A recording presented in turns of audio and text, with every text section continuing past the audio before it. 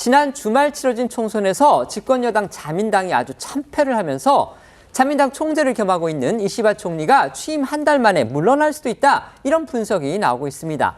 좀 더 극단적으로는 자민당 연합정권이 교체될 가능성까지 있다. 그러니까 일본판 정권 교체가 일어날 그럴 가능성까지 지금 점쳐지고 있습니다. 네, 현재 언론에 따르면 어제 치러진 일본 중의원 선거에서 이시바 시게루 총리가 이끄는 집권 자민당 191석을 차지했고요. 열림여당 공명당 의석수는 24석으로 이 두 당의 의석수 합계는 215석. 즉 중의원 465석의 과반인 233석에 미치지 못했는데요. 이 자민당 공명당이 총선에서 과반 의석을 놓친 건 옛 민주당의 정권을 넘겨줬던 지난 2009년 이후 15년 만에 처음으로 지난해 연말 불거진 자민당 내 파벌의 부정부패, 또 어려운 경제 상황으로 여론이 악화된 결과라는 분석이 나오고 있습니다.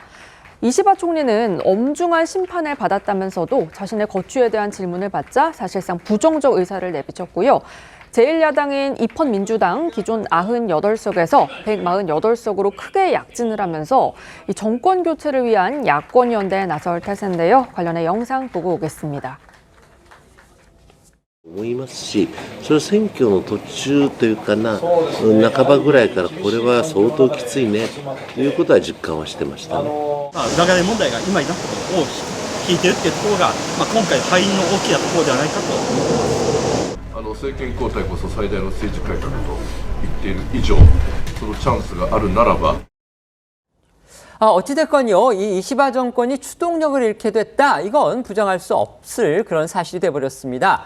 이로 인해서 한미일 3국 협력 관계, 여기에도 적지 않은 변수가 발생할 것이다, 이런 우려 섞인 관측도 나오고 있습니다. 맞습니다. 이번 선거는요, 한일 관계 등에서 이 자민당 내 비둘기 편, 그러니까 온건파로 분류되는 이시바 총리의 신임 투표 성격도 띄었기 때문인데요.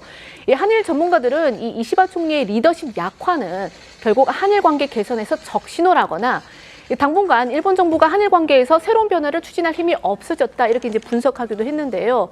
한치 앞을 예측하기 어려운 상황에서 다음 달 국회가 열리기 전까지 일본 정치권에는 경랑이 이어질 전망이고, 이 같은 전국 혼란이 계속될 경우 아무래도 한일 현안들은 뒤로 밀려날 그런 가능성도 관측되고 있습니다.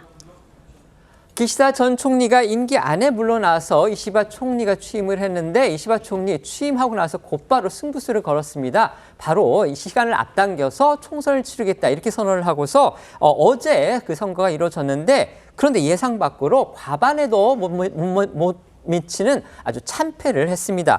이시바 총리 이제 취임한 지 한 달밖에 안 됐습니다. 이시바 총리는 다 아시다시피 우리 그러니까 한국 정책에서는 상당히 온건파로 분류가 됐는데, 만약에 이시바 총리가 여기에서 교체가 된다거나 아니면은 정권이 심지어 교체가 될 경우에 과연 한일 관계에는 또 어떤 변수가 될지 주목하는 분들이 많습니다. 어떻게 보십니까? 이번에 보니까 비자금 사건이 크게 영향을 미친 것 같습니다. 비자금 사건 관련된 의원들이 전부 다 낙선을 했더라고요. 그렇습니다.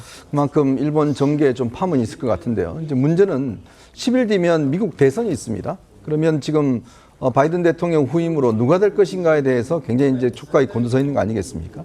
근데 문제는 이제 우리가 워싱턴 선언이라고 우리 한반도 안보에 중요한 선언을 했는데, 바이든 대통령과 예전에 기시다 총리, 그다음에 윤석열 대통령이 했는데, 문제는 만약에 이번에 하면 다 이제 상대방이 교체되는 상황입니다. 그렇습니다. 그럼 트럼프 대통령이 만약에 들어설 경우에, 또 지금 이시바 총리가 지금 만약에 이제 교체된다 했을 때, 과연 그럼 이 워싱턴 선언의 효력이 계속될 수 있을까라는 문제.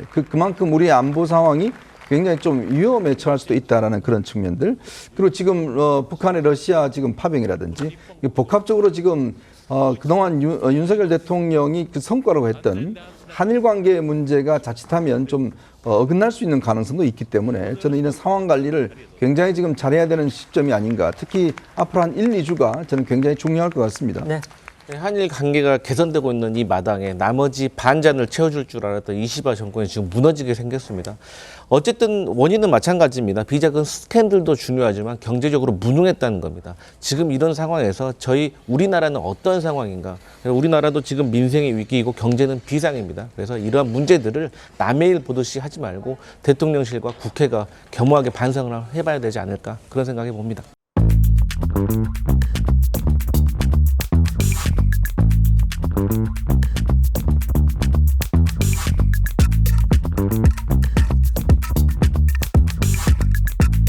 있습니다.